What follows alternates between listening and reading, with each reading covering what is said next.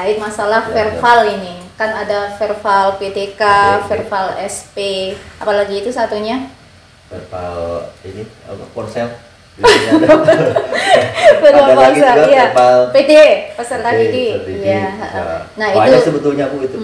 Jadi verbal PD, verbal ponsel, verbal PTK, verbal SP. Ya. Mungkin ada sobat UPS itu yang mungkin masih belum paham atau sudah paham tapi ingin lebih paham lagi. Nah, seperti apa itu? Verbal ya. Okay. Nah, untuk verbal yang pertama saya itu verbal PD ya. Ya, peserta didik ya. Itu bagi peserta didik. Nah, untuk verbal PD tersebut tuh di situ istilah pengelolaan untuk peserta didik. Misalkan contoh kasus banyak yang namanya salah misalkan, NIK-nya salah, itu bisa dibutuhkan di situ juga di verbal PD. Misalkan ada NISN yang ganda, bisa ngecek dari mana itu ciranya gandanya sama siapa, itu bisa dicek dari situ. Itu untuk yang pertama verbal PD-nya. Peserta didik. Gitu. Terus yang kedua verbal PTK. Iya. Nah, di mana verbal PTK tersebut itu pengelolaan khusus guru atau PTK-nya. Misalkan salah satu contoh kemarin ada guru itu namanya misalkan Ikanova, ada SPD-nya, ada gelarnya. Iya. Nah, sedangkan di kartu keluarga itu tidak ada SPD-nya. Ternyata bermasalah. Ternyata bermasalah, pasti di situ ada silang merah Bu. Biasa. Tapi kalau di Dapodi kan tidak kedeteksi ya. Di apa istilahnya validasi itu tidak deteksi. Nah, kedeteksinya ada di verbal PTK tersebut. Ya, ada silang, situ silakan diperbaiki dengan cara situ ada edit identitas Bu. Di menunya di paling bawah biasanya ada edit identitas, itu tinggal kita edit, nanti samakan sama yang di kartu keluarga atau KTP. Bisa juga samakan dengan akte kelahiran biasanya Bu. Oh iya. Bisa. Kalau zaman dulu untuk verbal PTK tersebut itu harus upload Bu. Upload istilahnya surat kayak baik bisa dari kartu keluarganya atau akte kelahirannya. Kalau sekarang cukup mudah, tidak usah main uploadan sekarang. Yang terpenting karena data tersebut ngelink ke data Dukcapil. Tapi bukannya kalau misalnya ada yang nggak pas dengan Dukcapil, otomatis kita harus ke Dukcapil. Ya, konfirmasi dulu. Biasanya gini Bu, kemarin ada salah satu guru itu ada yang namanya nggak sesuai sama Dukcapil, dari kartu keluarganya atau KTP-nya, itu saya suruh ke Dukcapil dulu pembetulan. Setelah pembetulan nanti bisa diupdate tuh database-nya. Tapi ada lagi misalkan Bu Ika ya, misalkan Bu Ika membuat KTP-nya baru, otomatis kan KTP tersebut itu masih belum diupdate ke database-nya. Nah, itu harus verifikasi juga. Pengalaman saya pernah seperti itu Bu. Itu bukan dari verbal PD aja, mungkin dari registrasi kartu biasa Bu. Registrasi kartu pernah saya, karena saya baru buat kartu keluarga, saya registrasi ternyata NIK tidak aktif atau belum terdeteksi masuk ke database-nya. Iya, ada teman saya juga mengalami masalah yang sama. Berarti itu kita hubungannya ke Dukcapil juga? Ke Dukcapil dulu. Biasanya ada dari Dukcapil juga Bang. Nanti dikasih surat keterangan bahwa NIK itu sudah terupdate di database ya. Database lah. Nanti otomatis ngelink di database Dapodik juga. Siswa juga sama. Berarti sudah nggak usah upload persyaratan kayak yang dulu ya? Kalau dulu emang harus upload persyaratan, surat-surat apa, berkasnya apa, sekarang enggak. Yang penting sudah Dukcapil valid, asalkan ke Dukcapil dulu. Itu untuk yang verbal PTK-nya. Untuk yang verbal SP Bu ya? Iya. Biasanya sering berkaitan ini. Nah, untuk verbal SP itu untuk yang sarana prasarana lembaganya. Nah, itu sangat penting sebetulnya Bu. Cuma untuk dari lembaga, baik dari operator, kemungkinan yang belum tahu ini verbal SP-nya Bu. Karena tugas operator, mungkin yang operator baru betul tahu. Yang penting kita ngerjakan Dapodik, sudah tutup Dapodik selesai. Ternyata di situ ada anak-anaknya Dapodik kalau menurut saya. Atau cucu-cucunya mungkin. Di situ harus yang perlu diasuh juga. Harus perlu diasuh atau diisi makanannya istilahnya Bu. Di situ tinggal untuk verbal SP tersendiri kan, itu untuk pengolahan sarprasnya. Di situ ada tinggal kita mengupload sarana prasarana baik kelas, terus suasana di kelas Bu, misalkan Ibu Wika pas ngajar dipoto di situ, diupload, oh ini suasana di KB-nya Bu Wika seperti ini, itu sebagai daya tarik juga Bu sebetulnya, daya tarik ke masyarakat. Misalkan dari masyarakat ngetik di Google nama lembaganya Bu Wika, pasti muncul itu Bu gambar-gambarnya, terlink ke Verbal SP. Verbal SP itu job ya, izin operasional kan juga penting ya, itu ya. Itu. Harus diupload juga kan Bu itu. Saya nah itu banyak juga masih OPS itu di kecamatan itu yang nggak update ijobnya di Verbal SP, sehingga terdetek di Verbal SP itu ijobnya sampai mati 2 tahun. Padahal kenyataannya sudah punya ijob yang aktif. Nah dari situ juga kadang ada yang kendala ini Bu. Mungkin kalau di dinas pendidikan ada yang mengusulkan alamat lembaga salah. Oh iya. Misalkan nama jalannya, RT RW-nya di situ harus memperbaiki di Verbal SP situ. Nah, untuk syaratnya perubahan itu silahkan scan PDF biasanya, nanti tinggal ngupload saja itu surat izin operasionalnya itu. Itu kalau bisa izin operasional yang terbaru Bu, jangan yang lama. Atau apalagi yang mati, pasti nggak di ACC itu sama pusat. Soalnya terkendala kan nanti ini sekolahnya dipastikan ijob yang aktif. Gitu. Itu harus betul-betul dipahami juga untuk masalah Verbal SP-nya. Perubahan dari nama, atau misalkan dia alamatnya yang salah, itu bisa di situ. Iya. Itu nanti verifikasinya bukan dinas Bu. Soalnya banyak yang keliru, Pak, tolong di-approve, tolong diverifikasi karena di alamat saya kok masih tetap, padahal yang ngapprove itu bukan admin dinas, itu ternyata itu pusat langsung. Kayak dari Verbal PD, PTK itu juga pusat gitu.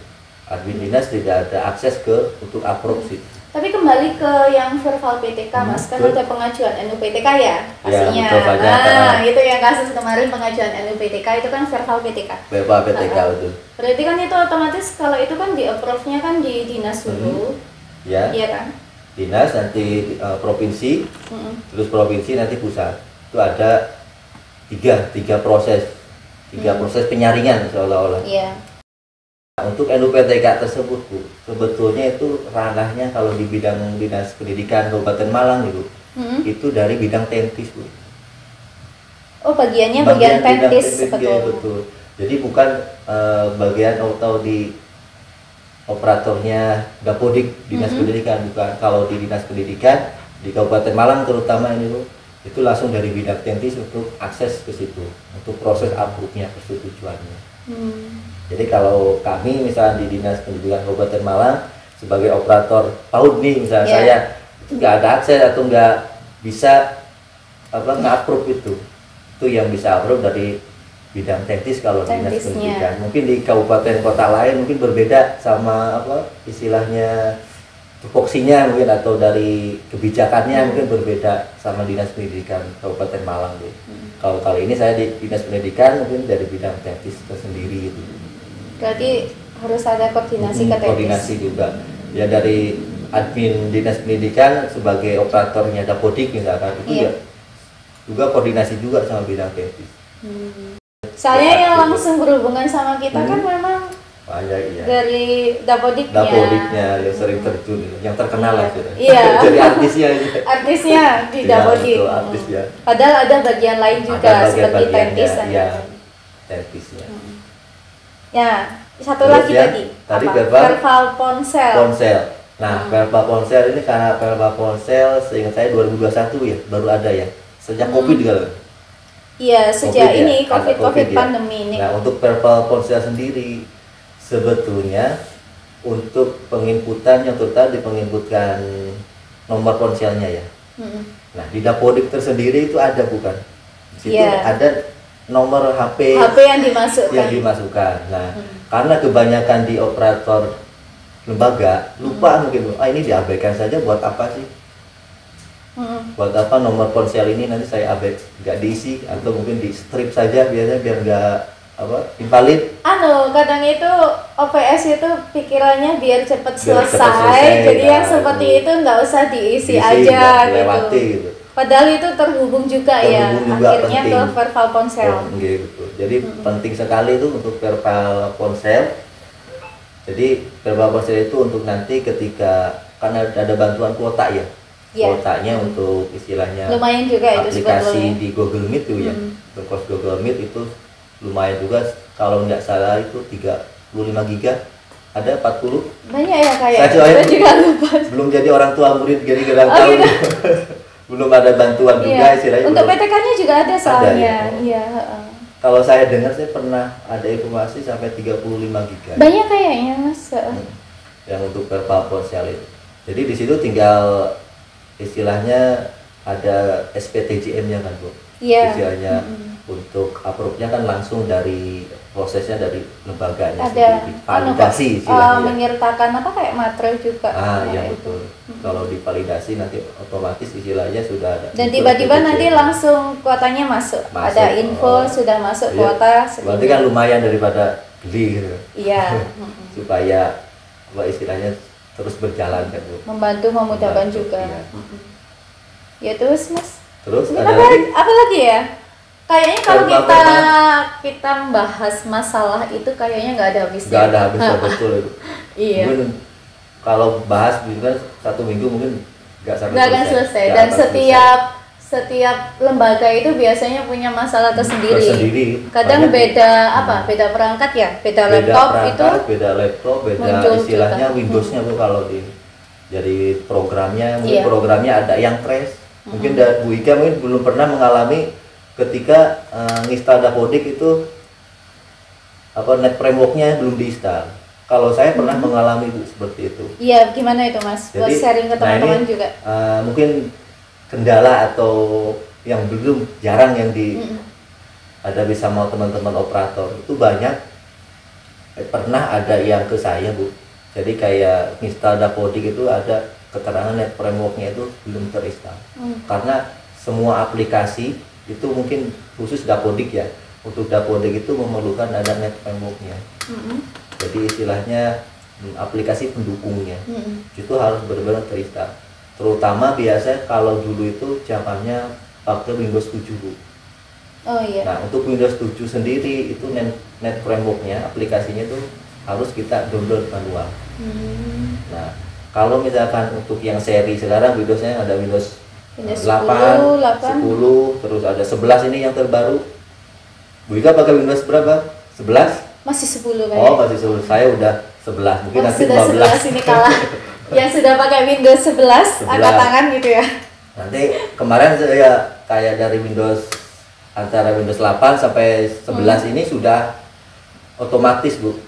Jadi ketika kita servis misalnya ke tempat servis itu Windows-nya Windows 10 itu sudah otomatis.